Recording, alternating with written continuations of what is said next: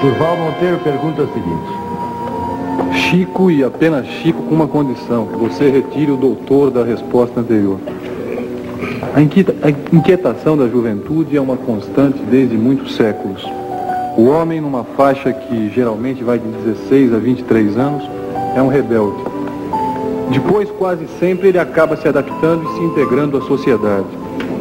No exato instante em que o homem se adapta, o seu espírito evoluiu ou se acomodou? Quando nós nos adaptamos para o bem, e o bem, essencialmente, é sempre o bem dos outros, porque é do bem dos outros que nasce o nosso próprio bem. Hoje, muitas vezes, queremos tratar os nossos jovens como se eles fossem nossos inimigos, e isso é um erro. Os nossos jovens são os nossos continuadores, trazem consigo uma vida diferente da nossa, impulsos originais que nós não podemos auscultar em toda a sua extensão.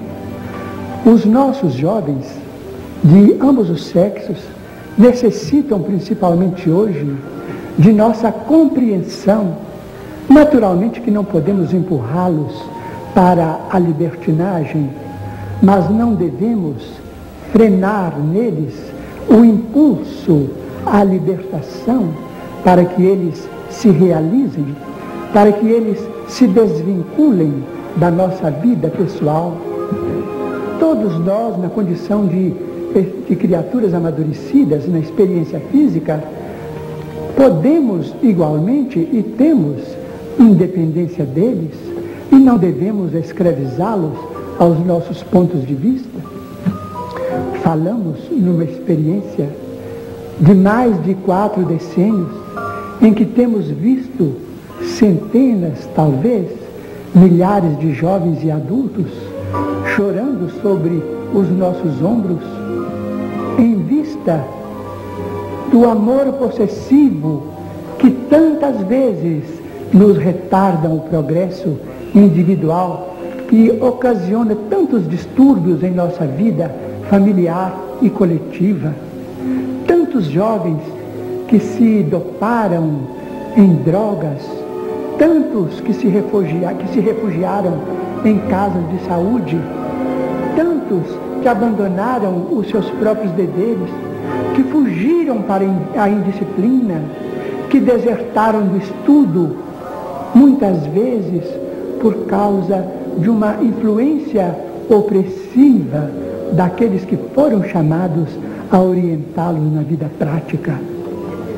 E ao mesmo tempo vemos tantos pais, tantas mães e tantos orientadores e tutores chorando porque não podem escravizá-los à sua própria vida.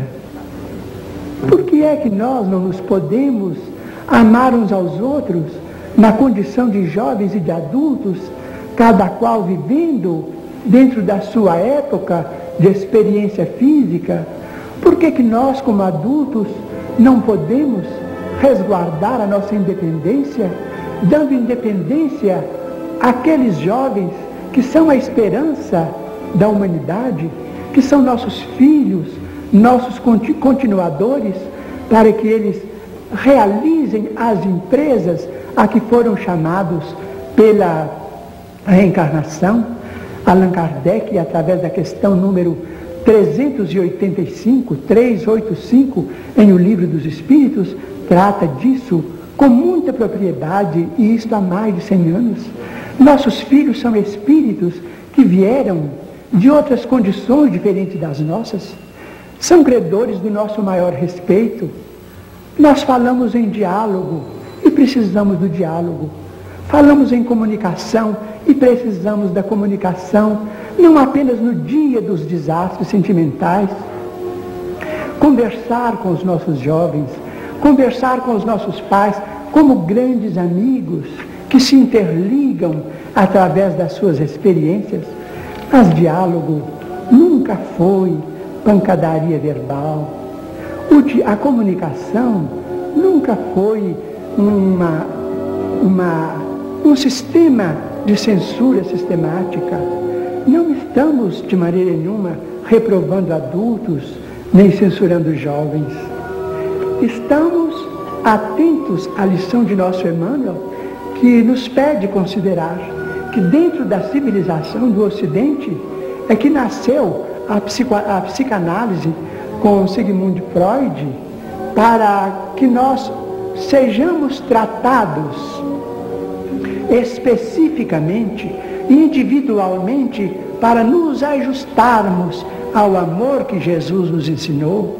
Jesus nos ensinou: amai-vos uns aos outros como eu vos amei. Esse enunciado não veio de nenhuma decretação humana, veio daquele que nós temos como sendo nosso Senhor. Por que não podemos amar os nossos jovens, auxiliá-los, para que eles sejam eles mesmos? E por que é que nós não podemos receber deles o auxílio? Não para que vivamos como muitas pessoas maduras estão vivendo em países da Europa, em grandes palácios dourados, nomeados como sendo cemitério dos elefantes, em que as pessoas amadurecidas na experiência humana se recolhem como pessoas inúteis e vivem uma vida de entretenimentos como se fossem marginalizadas pela idade física. Não, como adultos, podemos tratar de nossa saúde, sermos independentes, ampararmos os nossos filhos e eles também ampararem a nós outros, para que cada um de nós tenha a sua casa, tenha as suas afinidades, as suas relações, o seu mundo, os seus hobbies, as suas profissões, os seus afetos, a sua vida. Ao mesmo tempo, eles também podem ter as suas famílias independentes, com muito amor de nós uns para com os outros. Pedimos perdão ao nosso mediador, Dr. Almir Guimarães, e ao nosso distinto entrevistador, Dr. Durval Mendonça, por nos estendermos tanto na resposta. Mas a pergunta é válida, e nós não podemos tratar-nos uns aos outros como se fôssemos inimigos.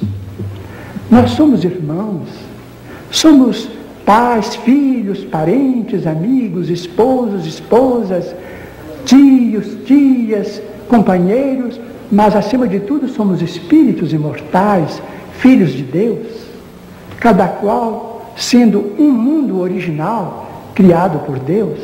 Aconselhemos os nossos jovens, amparemos os nossos jovens com as nossas experiências e que eles nos amparem com a sua força e nos amem, que nós todos precisamos de amor, mas que haja aquela fronteira que nós chamamos de respeito, para que cada um seja ele mesmo e para que nós possamos viver em paz uns com os outros, sem necessidade de cairmos em neuroses e depois em psicoses e recorrermos aos nossos amigos da medicina como doentes graves, arredados da vida e arredados do trabalho, que a vida para nós deve ser uma escola sem férias, com as pautas do descanso, mas todos fomos chamados a trabalhar.